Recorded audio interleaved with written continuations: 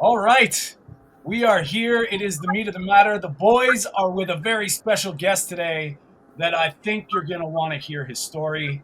I got the pleasure of hearing his interview on Mark and Victoria's Carnivore Evolution podcast.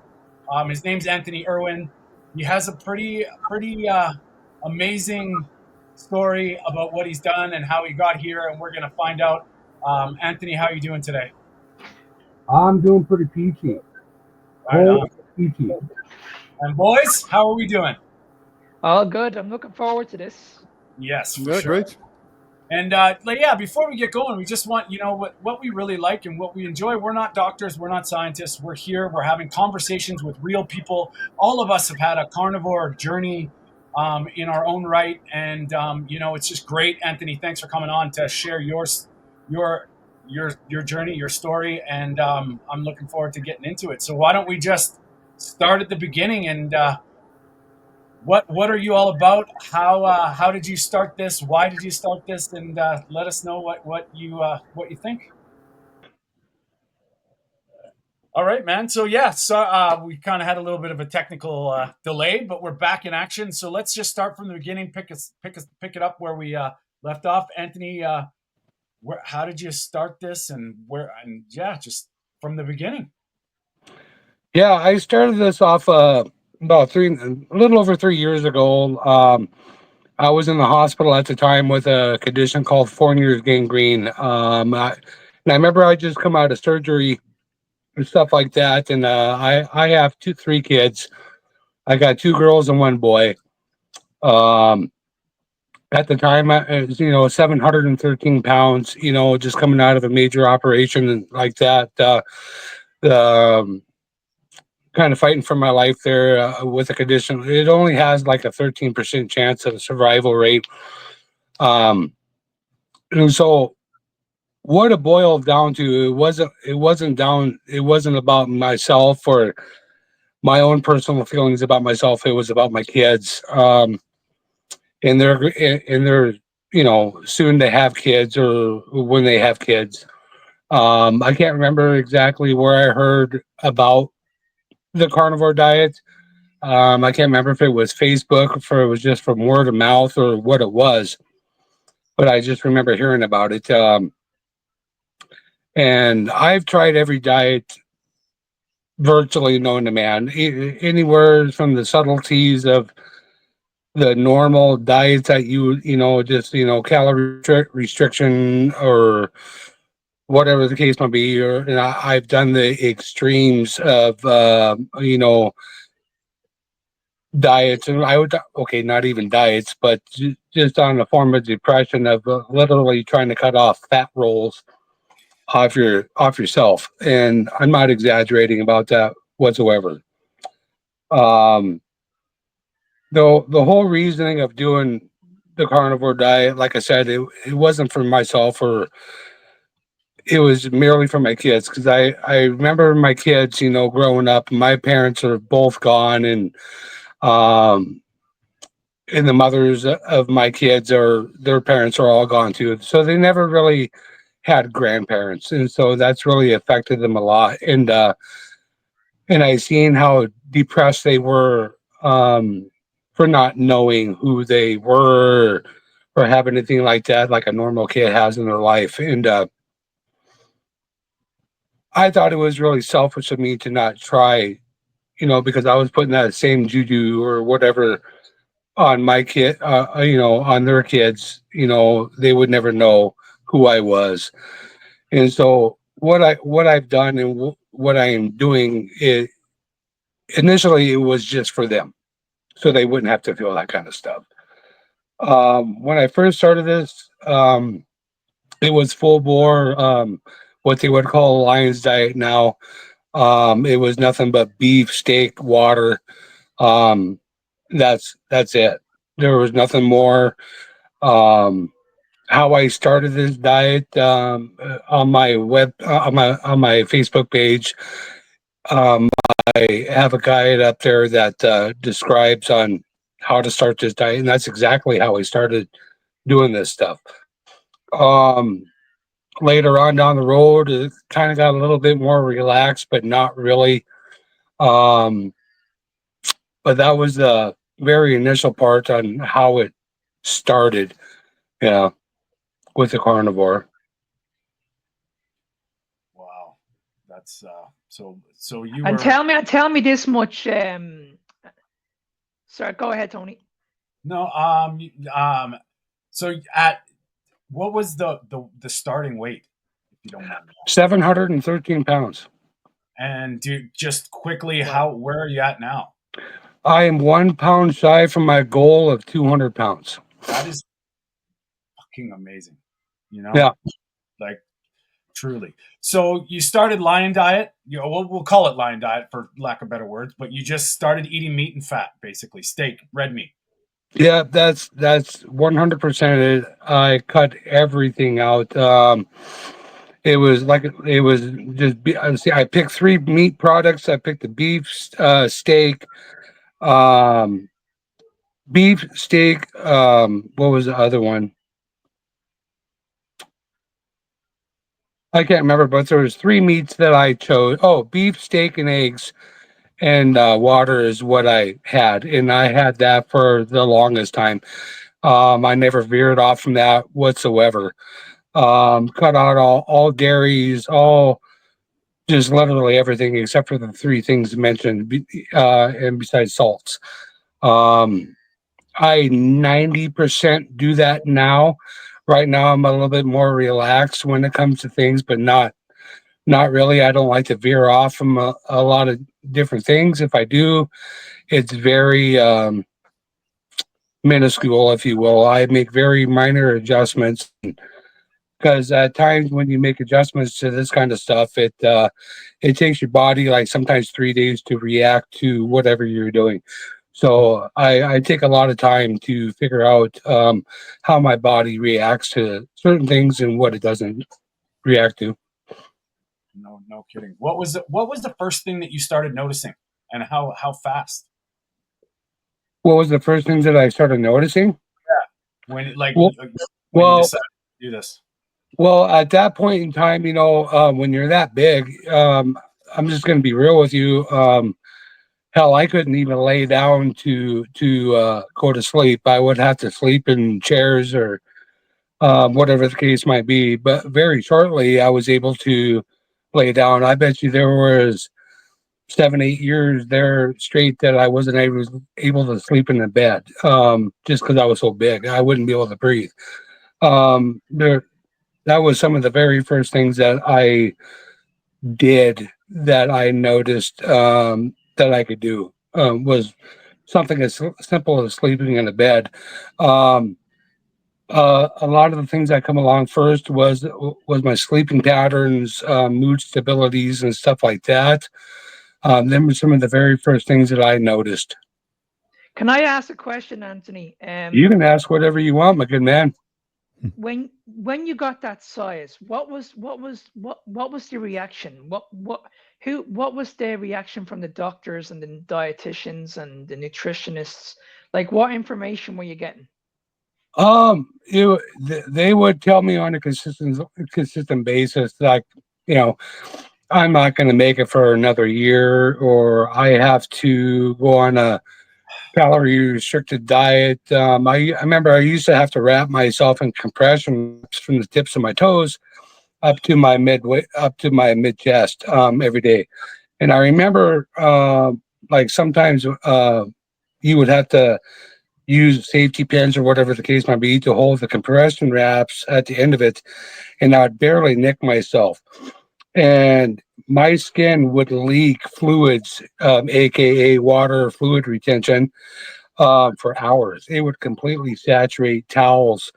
Um, but yeah, they would tell me that stuff consistently about dying, congestive heart failure, or this is going to happen, or you have to do this, or you have to do that, or they would try to put me on diabetic diets, which in return it wouldn't help anything. It would make everything worse. Following the diabetics guideline that they got posted for the United States, or I guarantee you follow that guideline, you will have diabetes. 100%. So, so There's no questions about it in my mind. If you want be a diabetic, follow it. You so know, you were told 3 years ago that your chances of being alive were limited. You're gonna pass away within 1 year's time, and 3 years later you're still here. oh yeah, definitely. I've been told that now for a long time. This stuff started probably right before I was going to have my first kid. My first kid is 18 years old, and when my weight stuff first started, I was about 210 pounds, and I shot up from that weight to close to 713 pounds. It first started off with sheer water weight. At first, they thought I was having right-sided heart failure, and that turned out to be not the case. And they thought I had a tumor on my pituitary. And I remember I had to go to Denver, Colorado, for MRIs and stuff like that. 'Cause I was too big to fit into the MRI machines. So I had to go to a specialty place to be able to fit in the MRI machine. And Wow. that wasn't the case either. And so they were never able to figure out why I initially gained all the water weight in the first place. But when you gain that much water weight and you're not able to be mobile in the type of work that I did before, I was in the oil field, and it's a very high functioning job. And so when you have a high functioning job and you're eating the same amount of calories and carbohydrates as I did, of course, you're going to gain weight. And that's virtually what happened. And then it turned from that into fat and all that kind of good stuff. And, you know, I was never able to lose the weight. And, I was that big, and they were telling me, hey, dude, you need to lose this, you need to do that, or let's do bariatric surgery. And with that, I could never see the point of doing bariatric surgery if I could never find the reason why the weight was gained at the time. Well, I could understand why the weight was gained, but not the water weight. You know what I'm saying? And so I never did that for the longest time. And yeah, but they've told me all sorts of different things. You're going to die, and you got to do this. And I've been told everything underneath the sun about the do's and the don'ts. So See, yeah, sorry, Peter, go ahead. Well, I was wondering, meanwhile, do you have an idea where the water weight was coming from? no, I honestly think right now I see rheumatology. I have some kind of an uh, problem going on. They can't really pinpoint of what it is, but they're getting close to finding out about it. I'm not 100% sure, so I don't want to really say anything about it. To be honest with you, right now they kind of got a lot of things under control.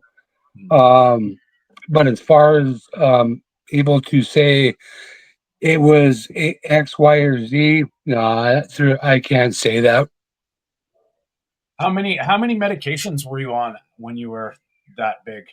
Oh shit, I man, I'm teen medication, probably in the 20s, And how probably. many and how many medications are you on now? I'm only on blood pressure medication now, and that's just because of my kidneys. I went into renal failure with an EGFR of 3. And if anybody's had any kind of renal function problems or whatever, kidneys affect your blood pressure a lot. And so that's pretty much the only things that I'm on right now. Because I believe like a normal GF would be like 60 or above, isn't it? I think Yeah, so. I think it's like 68. So that's pretty much kidney shutdown. Mm. What's that? That's pretty much kidney shutdown at 3. Yeah, with the EGFR 3, yeah, your kidneys are basically not functioning. And Yeah. they're back. Wow. And what are they at now? Right now they're at 54. Wow. Wow. Amazing. So And might I add, the renal function problems was a direct result of like stuff like Victoza and Manjaro and stuff like that. Interesting, right? Incredible. Yeah, and Amazing. they tell us that meat causes kidney damage. Isn't that Mm, ironic? Yeah, mm. it the carnivore diet has greatly improved my kidney function. So whoever says that, they're just full of shit, and they can just shut the hell up because they don't know what they're talking about. Yeah, And this was the reason why I was so eager at getting you on as many podcasts as possible, Anthony. I've spoken to a few people. I actually spoke to Dr. Kiltz yesterday, and I said to him, like, listen, you need to get this guy on your podcast, because I believe you are going to change a lot of people's opinion, because a lot of people at the moment are really, really struggling, and they're nowhere near the condition that you were in. But these people are struggling with their weight, and they're like, okay, where do I go from here? And this is why we have this big massive surge of GLP-1s at the moment. And when we see how bad the health system is, I'm really hoping people actually look at this video and listen to your story, because I would encourage people to look at this guy's picture. This guy was huge. And I resonate a lot with what you say, Anthony, even though I wasn't the same size as you. But I remember when I was obese, I was in a lot of pain. I was in a lot of emotional pain, and nobody could actually see it. I could only imagine the amount of pain that you were in. Anthony, did you get any what did people say when you did you tell anybody that you were eating this way? Did like what was the reaction when people found out what you were doing? No, I never told anybody when I started this. Matter of fact, the only people that knew that I was starting this time was my son's mother. She was in the hospital with me, and it was kind of one of the things where I'm kind of a stubborn asshole when it comes to things, and she was basically the only one that knew that I was starting it. Yeah, and when you're that big, like I never had any kind of ambition to talk to anybody to on any level. My self worth and everything was pretty much not existent. The only people I would talk to would be my immediate family. That'd be my kids, and at the time, my kids' mom. Excuse me. And so when I started this, like I said, I never talked to anybody for the longest time, to the point to where when I did lose all the weight and I went back home just for like a visit, or if I had to do something, or if my kids wanted to go see a childhood friend from back home, um nobody would recognize me, and I mean people that have literally known me since a toddler. And so um yeah, it was kind of like one of them things where I say this eating this way has given me literally a new life. It literally has, like, to the point to Where, where people don't recognize me or don't even know me. And where, so where were they concerned that you lost that much weight too quickly? what's that? Were the people that were around you, were they concerned that you were losing so much weight too quickly? No.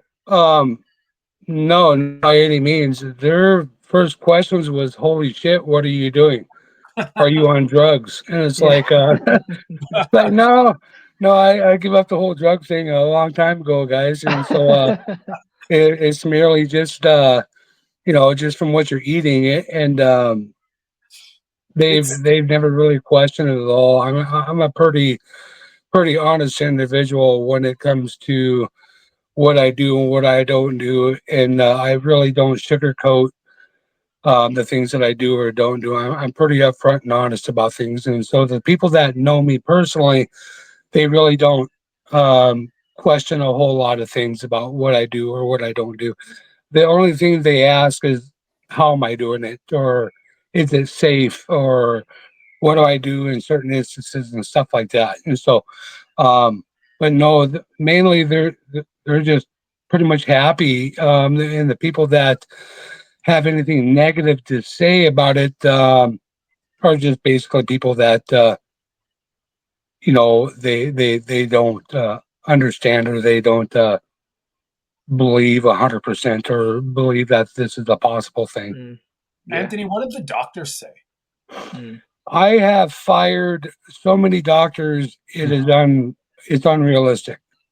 The amount of doctors I have fired, and the amount of the doctors that I have spoken with that are completely incompetent, and the shit that they say to their patients is unreal. Like right, the doctor that I have right now, I'm very lucky to have. At first, when I started seeing the gentleman, it's a Dr. Altenhofen, from where I live now. At first, he was very apprehensive of understanding of what I'm doing and whatnot, but he's on more on the lines of results or everything, and so he cannot dispute the stuff that I have achieved and the stuff that I have done that isn't supposed to happen. Period. Um, and so now he's kind of on the lines of like, right on, keep going, doing what you're doing. Whatever you're doing is just doing it. And now, when I go in and with visits with him, he asks me questions about certain things or what I'm doing. So the majority of the doctors that I see, and I've seen a lot of doctors from all different professions. They're just clueless, and in my point of view, but you really can't blame them totally 100%, because this is what they're taught in school. They're not taught anything differently. They're taught to prescribe the medication for a certain thing. They're not prescribed for, they're not taught these things that we're doing, eating wise. They're just taught this prescription's here for this, and there you go. So I really don't hold it against them too much. I just look at it as a lack of education, to myself. Just because they're an MD or have the title of the MD doesn't make them any smarter or any worse than you or I or anybody else. They're just a person, just like everybody. I think it blows the argument out of water when you hear this bullshit saying that obesity is a disease. What's that? I said it blows the argument out of water when you constantly hear these doctors say that your obesity is a disease. No, it's not. Obesity is not a disease. It's an acquired thing. It's a learned thing. Just like anything else, like, when you eat stuff like that, you don't get fat overnight. You don't get unhealthy overnight. It's not a disease. It's a choice. What you do is a choice, 100%. Just like doing this diet is a choice. It's not a disease. The things that are associated, that comes along with it, that you acquire from doing it, would probably. But see, go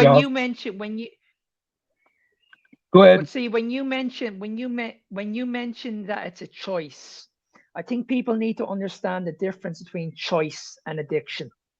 Because this is where I feel people are going wrong, is they don't understand that they have an addiction in the first place. They feel like they're eating healthy. You'll hear a lot of people say that I'm eating healthy. I'm eating a lot of pasta. I'm eating a lot of oats. I'm eating a lot of potatoes. And people are absolutely convinced they're eating healthy. Yeah, it's just from what they're taught. Growing up and stuff like that, of what's healthy and what's not healthy. Like, for instance, people always say, did you eat your vegetables? Did you, do this? And like, for instance, like with vegetables, when I first started this diet and I cut everything out, one of the very first things that I tried to incorporate back into my diet was some sort of vegetables. And I'll throw in something specific out there, is a cucumber. Okay. I absolutely love cucumbers. Love them. I cannot come within a mile of eating those damn things. I get so so deathly ill, I cannot even describe it. And I mean, for days, I get sick. But I can eat a pickle. You know what I'm saying? And so, and I think that has to do with a couple different things. But what's healthy and what isn't healthy, varies from person to person. And that's the whole point of what the carnivore diet is, being able to bring it down to the base minimum or base, so you can understand of what your body can do and it can tolerate and what it cannot tolerate. Everybody's different. I'm different than you. Mm. You're different than me. What I can eat, you might not be able to eat, and vice versa. But the majority of the public, they just don't know any different to be able to make the positive choices that they should be making, just because of what they're taught. And you know, a lot of this of what people are taught is based off of lies, and it's based off of people's greed, and that's virtually all it has to come boil down to, is money and greediness. And that's just how I look at it. And there's a lot of sick individuals out in this world. And if you think that people are out there that give a shit about you, me, or your kids, they don't. They could give two shits less about what happens to you, to me, to your kids, to your grandkids. They don't give a damn, as long as they make a money. As long as they make a profit out of it, they don't care. As long as the health industry can keep you going, can keep you crawling with a cane or a walker, and keep the shit going, they could give two shits less. Well, I have to agree with you on that one for sure. I mean, it's remarkable how many people that are doing this that take their health in their own hands, and it's really sad that you had to go through this to get to the place you're at, where we all kind of have had our own sort of aha moment where it's just we tried something out of desperation or not. And quite often when I'm telling people, like, don't wait till you're desperate, and stories like yours, Anthony, like, you know that is the beautiful thing about this, is the possibilities. And I love your attitude. And it's just, you're like, all the stuff that we preach on our show, on our channel and everything, you're like magnified. Everything is magnified because it's the stuff that we talk about, like, doctors, opinions, pushing, nutrition, you know, um, getting into your, like you were mentioning cucumbers a while back. I'm just going to switch gears, but how did you find, like, when you said that you started basically lion diet, steak, water, eggs, and then when did you start to veer and start to try other things? I didn't veer off from anything. I bet you it was close to a year or over a year that I was literally scared um to try anything else. And it was a long time before I tried anything else. Yeah. Did you have a certain, like, I'm gonna try this for a certain amount of time, or was it like, let's just go all in? What's that? With When you when you were like, when you made the decision to try the carnivore diet, we'll say, did you decide, like, for 30 days or for 90 days, Nope, or it was 100% full bore. yeah, nice. There was nothing in between. It was literally, if you could jump on a motorcycle and go full throttle, that's literally what it was. And was it That's easy or was it difficult the first weeks, the first months? How I did it, no. How I started off doing this diet, no. I did it in a way to where I went into this knowing that 90% of my battle was going to be a psychological um thing. It wasn't the eating or anything like that that I knew I was going to have a problem with. It was other things. I knew I was an addict to sugar. I knew I was an addict to the sheer eating, and I knew that I had to overcome certain things to be able to do this mentally. And so how I did this, I would gorge myself with 3 meals a day, large meals a day. And by what I mean by large meals a day, I would eat 14 eggs at a time with 2 ribeye steaks, with hamburger on the side, 3 times a day. And so I would eat to the point to where um, Wow. I would make myself so utterly nauseous to where if I thought about food, it would make me nauseous to the point to where I would drive down the street and I would pass like a McDonald's, and the mere smell of a McDonald's would make me nauseous. And so that's how that started. And I would do that until I mentally or physically couldn't think about eating anymore. And I remember the longest I fasted for was 9 days. And so, and after that point, after that 9 days, and I was like, oh shit, I'm hungry. I would eat the same thing, but just at a way smaller quantity. And so that's how it was for a long time. Wow. Did you? So how? What's the difference in the amount of what do you eat? What's your diet like right now? Like how many meals are you eating, and how much are you eating compared to that? Now I eat once a day. I eat once a day, and it just really all depends. It depends on what I'm trying to do with my diet or whatnot. Like I said, I'm 1 pound off from my goal weight of 200 pounds from 713, So, and so I'm trying to right now. I can lose more weight, but I really don't want to lose more weight right now. And so I'm kind of, excuse me,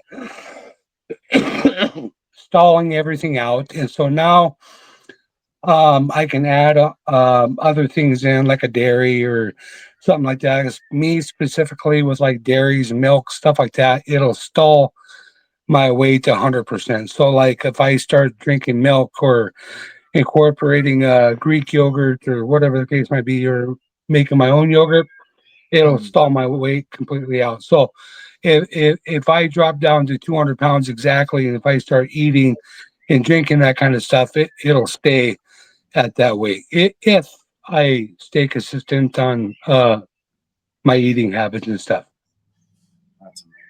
That's right on. Well, Yeah, that's it's mainly OMAD, and I don't allow myself to eat past a certain time and stuff like that. So so yeah, you're basically eating intuitively. excuse me. You're eating intuitively. You're just eating. You're not really writing any. You don't have any plans. You're just eating to what you feel. No, I stick to 1 meal a day. Yeah. If I don't eat that day, I'm fasting. And Okay. usually when I fast, and it's for a few days at a time. And the reason why I don't fast for a few days at a time for um well, it is kind of specific. I try to do a lot of cell regeneration Yeah. Yeah. and stuff like that, and a lot of skin toning and stuff like that with fasting. And that's the reasoning through the fasting. Fasting isn't something that I set out to do specifically. It's just something that comes naturally eating this way for me. In my point of view, if you do this right, um, fasting should come naturally, and it should be something that your body does naturally. It shouldn't be something that should be focused on or strived upon. Um, yeah, but that's pretty much how it goes now. It's pretty simple. That's right on. Yeah, I'm a big believer in organic. You could call it just organically fasting. I mean, eat or don't eat. That's pretty much it. And snack. If you got a snack on beef. Simple. Yep, yep. That's my snack of choice is just beef jerky, stuff like that. Yeah. Um, 100%. 90% of the time, though, I kind of feel like if you're snacking, you're not eating enough. Um, and that's just what it boils down to. If you have to snack in between meals, you're not eating your initial meals enough. You're not giving your body enough what it desires or what it needs. You're not listening intuitively to what your body is requiring. But if you got a snack and stuff like that, step up your eating game just a little bit, or your fats or something like that. Especially with your fats, if you can't eat the amount that's required, up your fat intake, and so that psychologically, it helps trick your mind into thinking that you ate enough, and so it allows your body to do certain aspects that it wouldn't do if you weren't eating enough. So there's a little tricks of the trade to do that a person can do if you're not eating enough. So. And Anthony, something totally different, but on the point of activity, what things changed? Because I imagine if you were at a weight What of things have changed with my activity wise? yeah, indeed, activity, exercise, and that sort of things. Let's put it this way, man. When you're that big, when you're 7'13", your mobility options are shit. There's to do the simplest tasks or the biggest tasks in the world. So something that is extremely simple to you or healthy, even to me right now, or to the average individual, for someone that is that big, is a monumental task. From anywhere from wiping your ass to taking a shower. Taking a shower, you're going to sweat your ass off, and it's going to be a chore. It's going to be a task. Doing the simplest things is like running a marathon for an athlete, and I'm not exaggerating whatsoever. Um, People think that when you're that big, you're lazy and you can't do this or you can't do that. But those people have more stamina, more willpower, and more gumption behind them. That's the simplest task that they have to do that a normal person just does not understand. And so when I first started doing this diet, anybody that tried to tell me anything about what to do or what not to do, they could just kiss my ass, because they have zero clue of what it takes or what it is taking energy wise, to be able to accomplish and to be able to do the simplest tasks. They don't have the foggiest idea on what it takes. Anthony, what was the first time? Because I imagine now at 200 pounds, you are sort of back to normal. But what was the first time that you thought, like, yes, now I have normal mobility again? Well, to be quite honest with you, I'm gonna lay it down frank with you, and I'm gonna be completely honest with you. Right now, I'm 201 pounds from 713. I still mentally, I don't look at myself as 201 pounds. Like I see the numbers. I went from a size 70 pants. Okay, right now I'm in a size 32. I see the numbers. I see everything. But when I look into a mirror or when I look down at myself, I still see 713 pounds. And that's just something I'm going to have to get over with in time. But the littlest things in the world that people take for granted is moving your feet, being able to touch your toes, being able to put your pants on, being able to cross your legs. Some of the stupidest things that I have literally sat down and bawled about being able to do again. Tying your shoes. People take tying your shoes for granted. Or imagine not being able to itch your ass for 5 years, or it's a lot of depression comes along with it. A lot of things that people don't like to admit when you're that big, or it's a different world that people just don't understand, or just they'll never get unless you've been there. You know what I'm saying? Yeah. Quite often I say, when you feel it, you know it. And I think that is, you are like a living example of that in absolute in an absolute situation, man. And not only is that, like, man, my heart's like crazy, man. I'm like, all the stuff that you must have been going through. I can't even imagine it. And I got to tell you, I'm proud of you, and it's such an amazing inspiration to hear. Especially when we're always inundated with these broken things, the medical system, the doctors telling you that it's impossible. There's nothing you can do. Your genetics, your this, that. And man, that's what I'm so happy that you're here sharing this with us, because a lot of people out there need to hear this.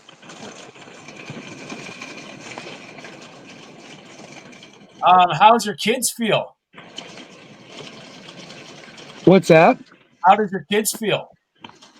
Oh, my kids are ecstatic. Some of the coolest things that's happened. Sorry, we're having. I don't know if you guys can hear this, but we're having one hell of a thunderstorm here. So Oh, is that what it Oh, is? I thought you were yeah. blending. I thought you yeah, were. we're having one hell of a thunderstorm. And so Wow. my youngest kid is 10 years old. My son, and he's 100% carnivore now. Oh, wild. And so my son, I'm going to be honest with you, is even more of a fanatic than I am. Like, That's good. it's the coolest thing in the world to see that with that. But all my kids are pretty ecstatic about it. But my son is 10 years old and he's 100% carnivore. Um, yeah, that's the coolest thing about it. And I guess if he's 100% carnivore, that's his choice, and he's all in, eh? Yep, 100% his choice. At first, he was really, really apprehensive about doing it, but I would take him to the store all the time, and I would let him pick out his own stuff, and I'll let him try my stuff. And there, after a while, he would literally ask for it. He still asks for it, even when I'm like, "Hey, man, you want some spaghetti or something just for a treat?" Because he's 10 years old. And so, and he'll tell me no. He's like, "No, Dad, how about a ribeye?" And it's like, okay.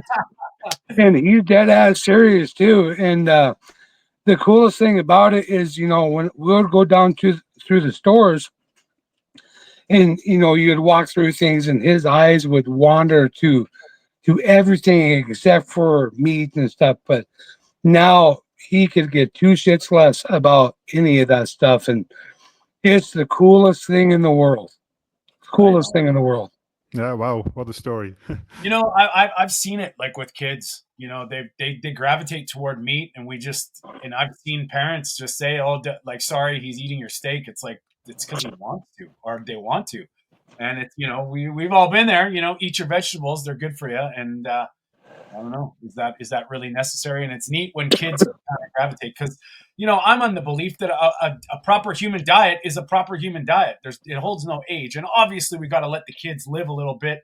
And you're taking treats away and all that stuff. You don't want to be like that, but it's still nutrition and it's still proper food, and it all makes sense if we let the instincts take over, as opposed to the Yeah, the coolest thing that I can say too, like I said, I've been doing this for over 3 years.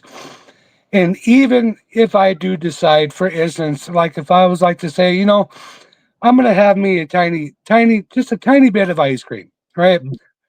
Like just normal ice cream. I can consciously have that now and know that it's not going to affect me like it would in the beginning, just because my body is so acclimated into being a carnivore that it's not going to make a difference. And so even like with my son, he's 10.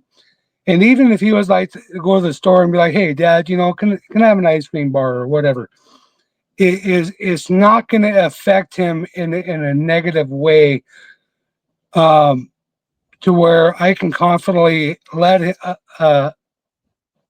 him have something like that Yeah, and it's not going to make a difference. It's not going to make a big of a deal. it's a treat and it's dessert, right? Like that's what we used to do, and it was probably wasn't it. But when you're eating dessert 16 times a day, Yeah, but yeah, like if you're eating that stuff consistently, yeah, it's going to make a huge difference. It's going to make such, people don't understand on what the hell they're doing to themselves, and they just don't get it. And it's like you can't blame people fully, for not knowing, because again, just like doctors, is what they're taught, yeah, and they're taught this stuff from a young age, just the same as I was, yeah, or anybody else. Hell, I did it to my own kids, and so they don't know it. They didn't know any different. yeah, They knew what was taught to them, and they're taught by, the people that are closest to them, me, or whoever the case might be, because I didn't know any different. And yeah, so now that I know differently, and I know the right things, and I know the right things to do, and the wrong things to do, I'm able to teach them in a positive way, in a positive sense, to where, like the old saying goes, you can't have your cake and eat it too, but you kind of can. you kind of can, yeah, as long as you eat a little cake. Yeah, just you got to use a little bit of common sense, man. And 95% of this diet is common sense. Yeah, Yeah. Yeah. I agree. And you know what's great, Anthony, too, is that you've just said it like it's kind of like what I did too, and I'm pretty sure Peter and Mark were the same way. Unfortunately, we lost Mark a little bit. I think he's got some Irish connection problems, but it takes work to get stuck into this. You get stuck in, you commit, and it takes work. And the problem is with a lot of people is they think that they focus on what I'm going to be missing out on. And I think in your case, you can be fully 100% vouching for this. Getting your life back matters more than the treats that you're eating. And I Yeah, think we focus on the fear of what we're going to be missing out on as opposed to focusing on what's going to happen. And now I'm the same way. I can have ice cream once in a while. It does nothing to me. But I Yeah. couldn't when I started this. I think this is also a nice example of what you hear a lot, that people on the carnivore diet get more control over their addictions. So after a long time, or 1 year or so, you can eat a piece of cake, for example, or you can control your addiction. You don't try to reach back to cigarettes if you were a smoker in the past, and that sort of things. And I noticed it myself as well, and I stopped with coffee, for example, and smoking doesn't attract me anymore, and that sort of thing. So do you have other things like that as well, Anthony? Or do I what?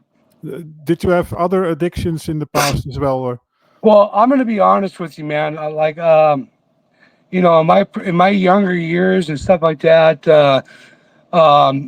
prior to me having kids, I was a drug addict too. Like I think I've done every drug known to man. Well, not known to man, but pretty damn close. I've kicked every habit that I have. The only habit that I have right now currently is smoking, and that's the last Hey, thing that I have to hurdle. And mentally, right now, I don't think I'm just mentally ready to tackle that one yet. Hmm. But that's next on the list, is to quit smoking. Um, but yeah, I've had many things addiction wise that I've quit, and eating, you know, and sugars and stuff like that, to me, would be the biggest ones that I have kicked. Um, if someone says to you that eating and sugar is cannot be an addiction, they're full of shit.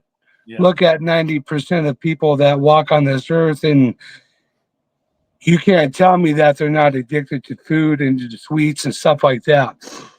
Because Yeah, it's well, we just uh, we all know this, and it's amazing when you hear people on social media defending it like it's oh, you're just weak. Like shut up. You know what? Like really.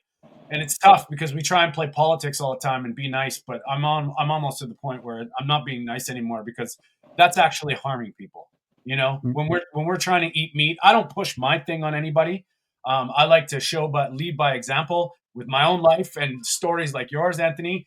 But when you sit there trying to, and I was in nutrition school, getting taught that, eat less and often, a little bit of carbs and all this stuff. And it's for an addict, that is just horrible advice. And it's, Peter's a type 1 diabetic, so he has to be aware of sugar.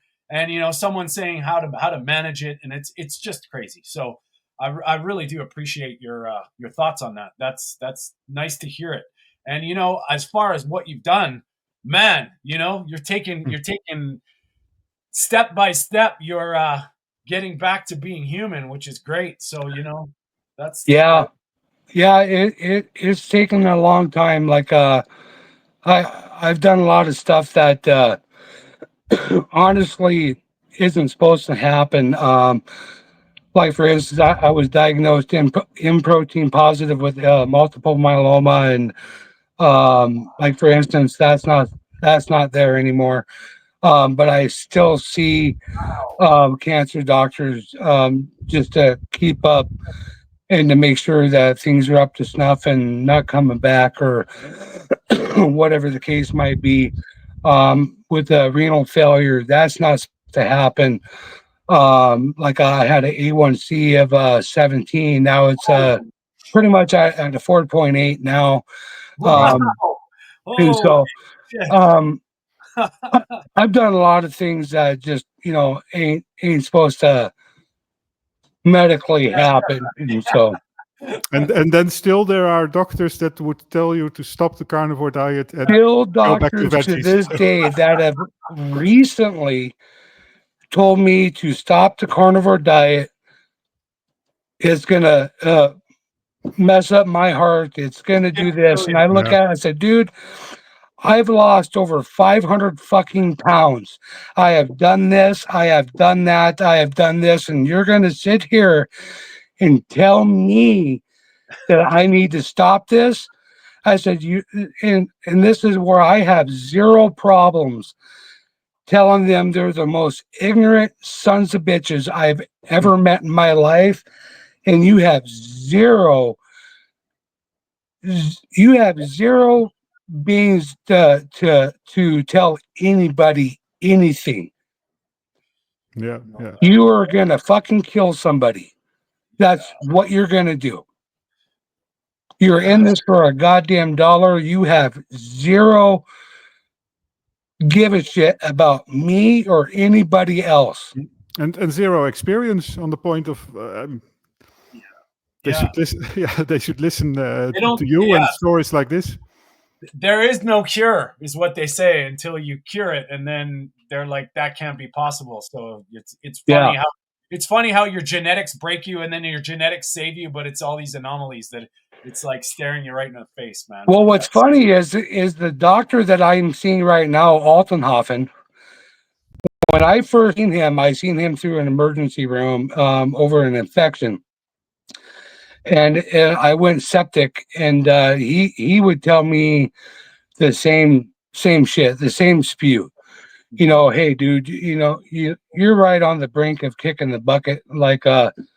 Like your stuff's pretty dire, man. You're a very complicated case.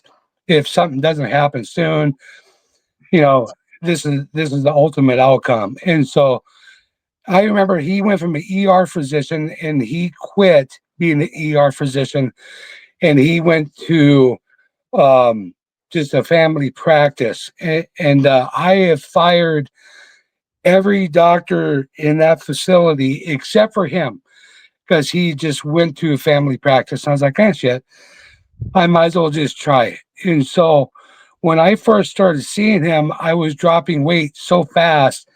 He's one of the first ones. He put me, asked me if I was doing drugs.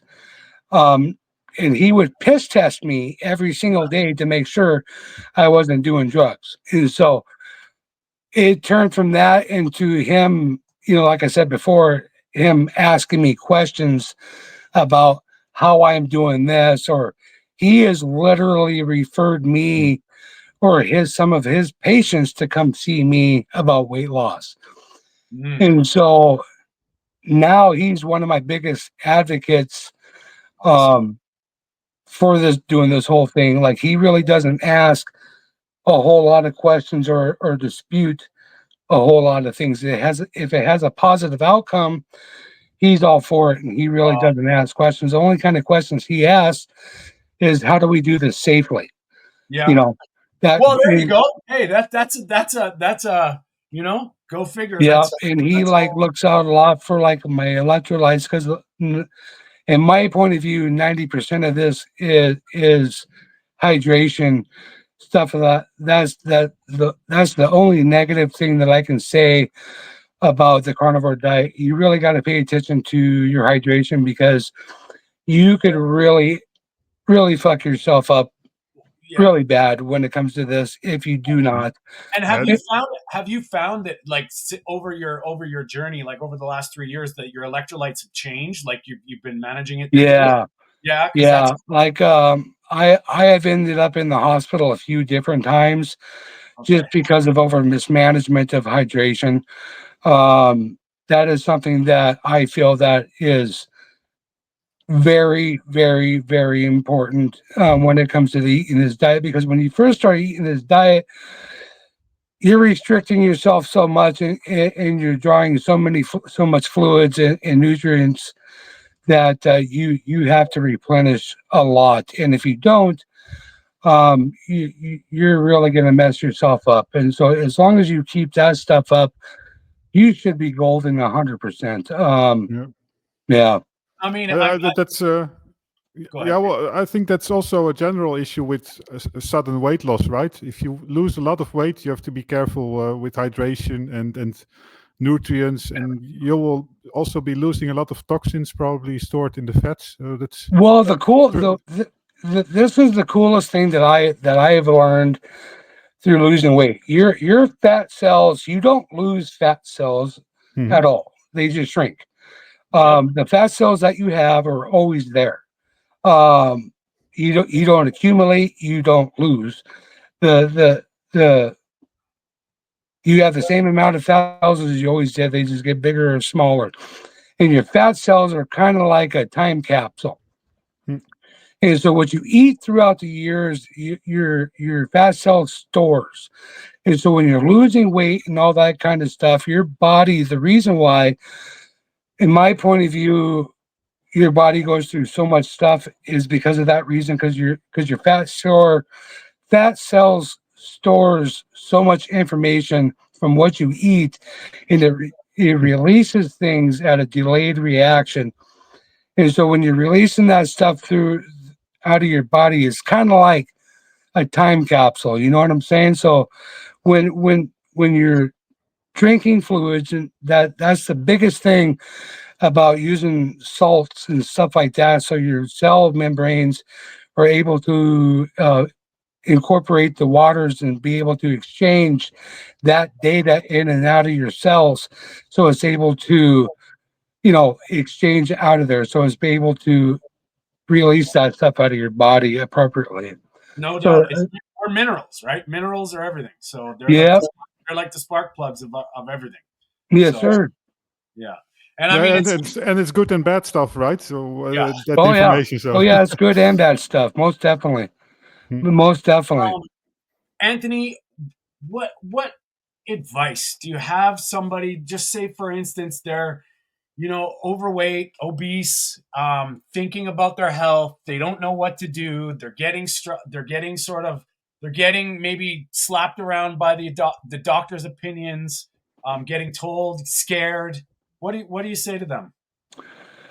The biggest thing I can say to somebody that was in my position or close, or hell, even just wants to be more healthy or lose a little bit of weight, it doesn't matter the amount of weight that you want to lose. I don't care if it's 20 pounds, 50 pounds, 500 pounds, whatever amount of weight that you want to lose, it's 100% obtainable. And it's not, I know listening to this yet, you might think to yourself, this dude's full of shit. There's no goddamn way this has happened. But I'm telling you, it's 100% real. this has given me a new life from every aspect of life, from being a father to being a spouse to being a normal individual. If you were to talk to me 3 years ago versus now, I would not be sitting here talking to anybody, explaining this stuff to a damn person. I would be sitting at home in a house alone, still staring out a window, just waiting for something to happen. Like I said, I've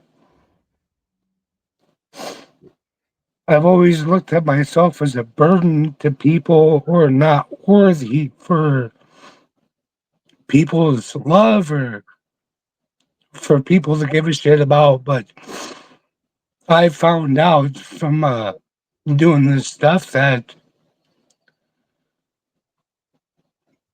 people care more than what you'll ever realize and give a shit more than what you'll ever understand. And having a new life and feeling good about yourself is not as hard as you think it is at all. This this is about the closest thing you're going to come to a magic wand being waved in front of your life and giving you something new that you can touch, feel, love, that you'll ever come to. Wow, man. Yeah. Sorry. No, you don't have to apologize for shit, man. It's awesome. You're more than yeah. It's it's so touching and it's so you know like I feel you, man. I can't even imagine how but there is definitely something to be proud about. You did all this. It was you. You took your life in your own hands, and I'm glad you're here. Oh, thanks. And it's like I've always tried to find a reason why I went through the shit that I went through, and I can never find a reason of why I went through the shit that I went through. And I'm the type of person that there's a rhyme and a reason for everything. There has to be. Nothing happens by happenstance. Everything that happens is for a reason. And I look at it like this. I turn the stuff that I went through and I turn it into something positive or try to help people and to find a reason why I went through it. And I really honestly believe and feel in my heart of hearts that I went through this shit to be able to experience and to understand and to be able to help people better their lives and to lose weight and to find the people that feel like they're hopeless every single day because people that are that big or close to that big or 300-400 pounds, you can't be happy, dude. You can't be. There's no fucking way impossible. You cannot sit here and tell me you're happy with your life. You can't tell me that you're happy with the way that you function. You can't tell me you're happy with the way that you father or you mother or the way that you can't run with your damn kids. Or when your kids say, "Hey, Dad, come play this game with me," and you're so fucking tired, you cannot function. Or What when you do your go into your children? room and you bawl for hours because you can't do the simplest shit. Hmm. What do your children say? Because they have their father back, right? I mean, that's They're the a happiest big kids thing. in the world. Hmm. My kid, my son can come up to me for anything and say, "Hey, Dad, let's go do this," or whatever, and it's not a big deal. It's like, hell yes, let's go do this. let's go for this walk out in the, Yeah, out in the country or whatever the case might be, or whatever he wants to do. Kids need to be kids, but kids need to be loved by their parents too, and they need to be feel like what they choose is a good thing. They need to have their folks there. Just being there isn't enough. Saying I love you isn't enough. You got to be there. You got to be there for them kids, because these kids are the future of everything. And if you don't show them the right ways, if you're not there for them and teach them, and if you don't lead by example, they're not going to know any different. And you can't blame them. You can't blame them for fucking up. there's a little inspiration right there, They Anthony. just don't know any different. Anthony, we're so grateful for you coming on to talk to us, and I think we could probably talk for a few hours, but I want to get into how people find you. And I've heard that you. I think I overheard when I was listening to another podcast that you're helping people. So how do they do? How do they get a hold of you? How do you what's yeah? Let us know. Um, well, I have a Facebook group. It's called Carnivore Sensations. It's spelled with a SIN, not your typical way of spelling. The reason why it's spelled with a SIN is because eating this way it kind of feels sinful. Because it Yeah. kind of goes against what everybody's been taught. Mm. Um, and so that's kind of the reason why for the spelling, but it's Carnivore Sensations. Anybody's welcome to come join the group. We have guides of how to start this, recipes. Everybody's there to help one another. The only thing that I ask, this is all free of charge. I don't charge anybody for come to this group to help or to seek help. The only things that I ask is to be polite. There's people in there that they don't know any different, and so some of the questions they ask, you might know the answer to, but they might not. And so be respectful, be courteous, be polite. Everybody's there to help one another. There's no reason to be rude or anything like that. There's people from all walks of life, and we're all there to help one another. I'm starting a YouTube channel. It's called Carnivore Sensations as well. Everybody's welcome to come subscribe there too. We're going to be firing that bad boy up too. And so that's where people can find me: Facebook, YouTube, and possibly here in the future some other places. I'm not 100% sure yet. So there were the two places for definite can find me. Well, you know what, and we'd love to have you back on, and we can get into some stuff because I think I could pick your brain for about 5 hours, man. I'm not gonna lie, and letting you have your like just coming on and sharing. That's it takes courage just doing that, man, and we really do appreciate it because I know there's quite a few people that I was telling that. I mean, I was sort of priming them with your story, and they're really interested to hear it. And it's all about the good word. We're trying to get this stuff out there, that the message of hope and making impossible things possible.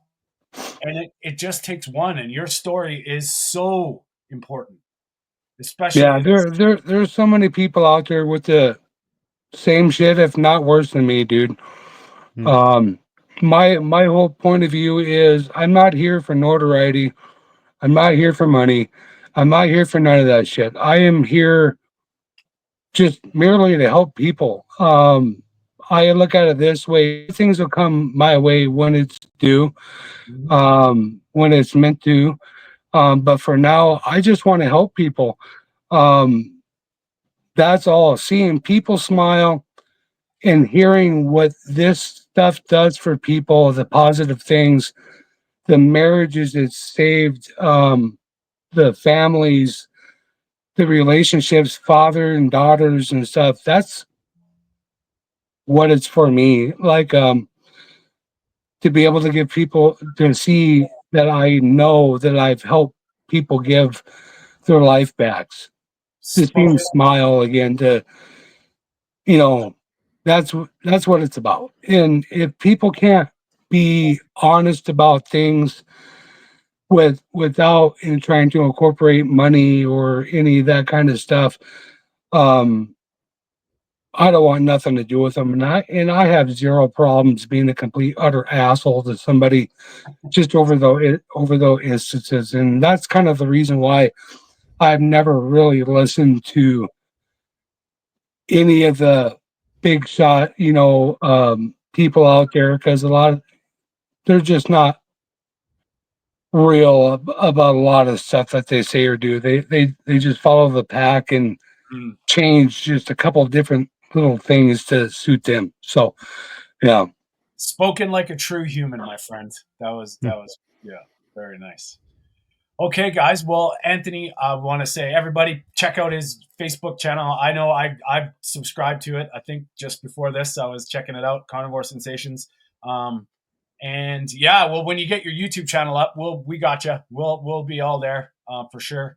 And we'll love to have you on again in the future to talk about how you're doing, just to catch up, and maybe we'll get into some of the finer details about what you actually did during your journey and your diet. But we really do Sure. appreciate you. We really do appreciate you being here. Mark, I know he's got some feisty Irish connections of the internet, but I know how much he was looking forward to this, so I know he'll be watching it. Yeah, And you can't blame that place. So he's Hmm. Irish. yeah, Hmm. that's right. And Peter, any last words, buddy? No, I'm just amazed about this story. I mean, I heard a little bit on the podcast, on another podcast, but I mean, it's hearing it again. Yeah. It's just impressive. And yes, no doubt that's we really do appreciate you guys being here. Please, I mean, I'll probably do a little post edit at the end just to say thanks again, Anthony, and I'll of course post all your links in our description. Stay in touch, man. Very very heartfelt thank you, and looking forward to sharing this. And if anybody, just if this anything that Anthony said today, touches your heart, or you think could help somebody, just share it. It's not about us. It's about this whole message. And I think we're all about that, is getting this good word out there that, you know, getting back to humanity and being a human and being healthy is possible. Yeah. Yeah. People don't know the real person that's in them at all. And you're never gonna know unless you do something like this and give it 2 weeks. Just give this 2 weeks of doing this, and I promise you'll never go back to the same bullshit you were before. I promise you. Well said, my friend. All right, guys, we will see you very soon.